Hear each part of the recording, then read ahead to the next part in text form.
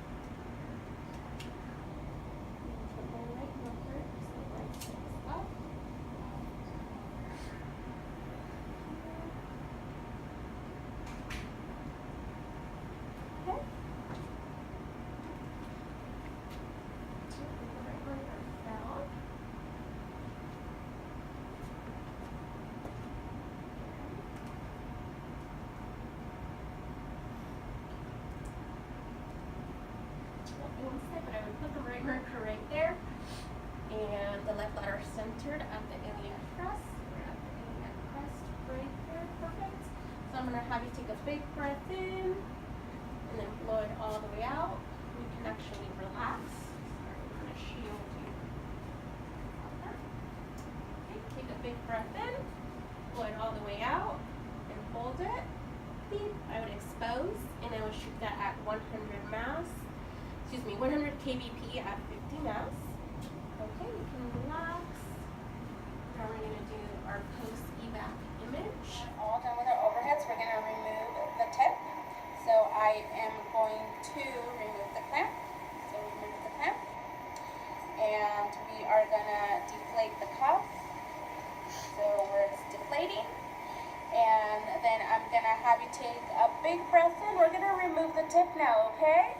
Okay. So take a big breath in, blow it out, and okay, we're going to take it out. Okay, it's out. Now that she defecated, we're going to take our last film, and it's going to be a standard KUV. That's just to make sure that everything is out of the colon. So we are going to shield our patient.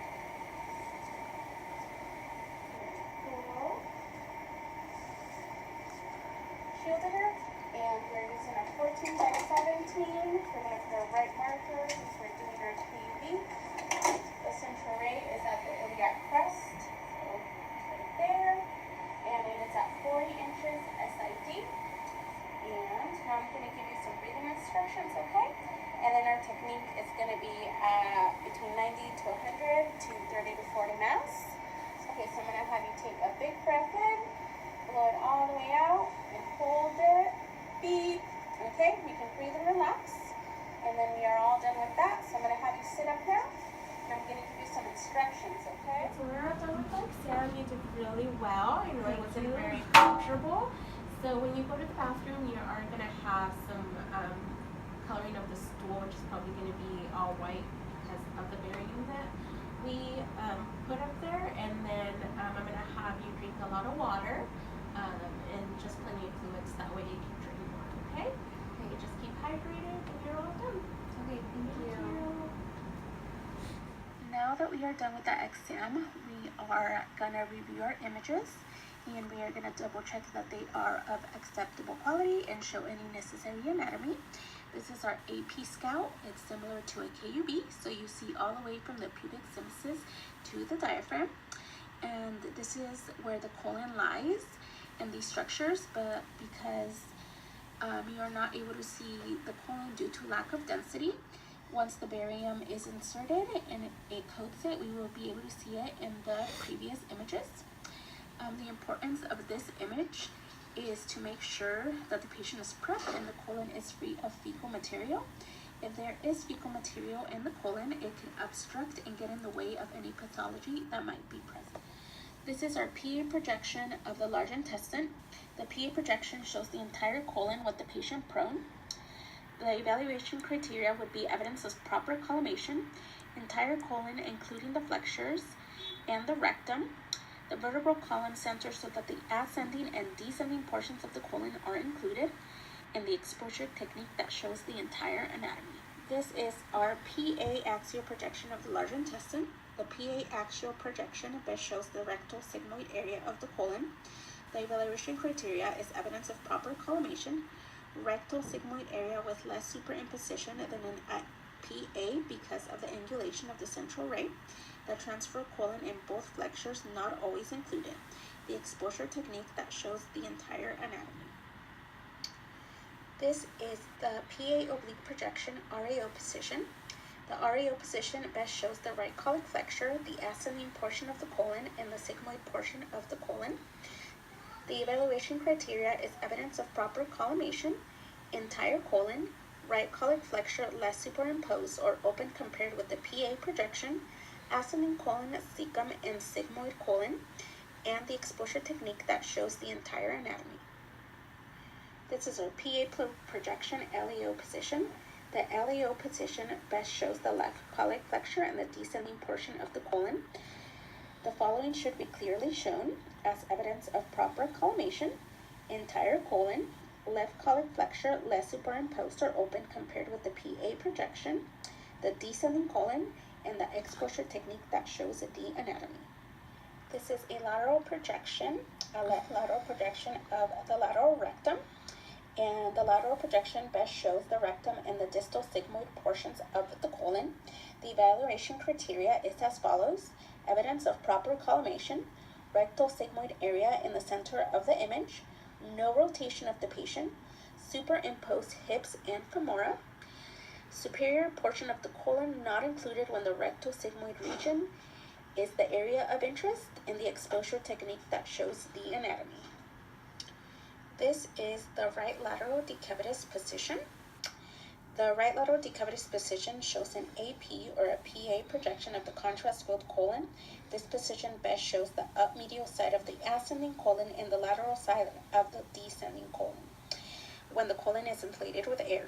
The evaluation criteria is as follows: evidence of proper collimation, area from the left colic flexure to the rectum, no rotation of the patient as demonstrated by the symmetry of the ribs and the pelvis. For double contrast examinations, the air-inflated portion of the colon is of primary importance and should not be over-penetrated. This is a left lateral decubitus position of the large intestine. The left lateral decubitus position shows a PA or an AP projection of the contrast-filled colon. This position best shows the upper lateral side of the ascending colon and the medial side of the descending colon when the colon is inflated with air.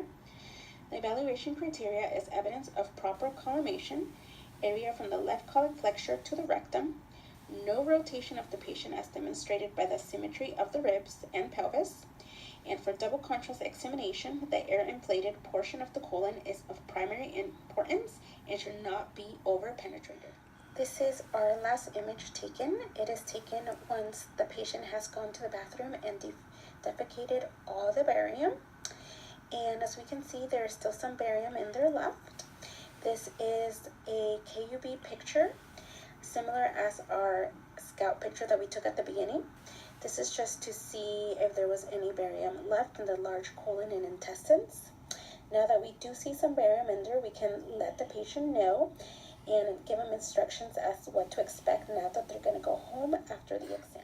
So we are going to talk about some pathology of the large intestine due to our PE enema that we just did. And we can see some diverticulitis in this image, and it's inflammation of the diverticula. We can see right there where it's pointing to the diverticula that is inflamed. So this is some pathology that we could find in a BE enema?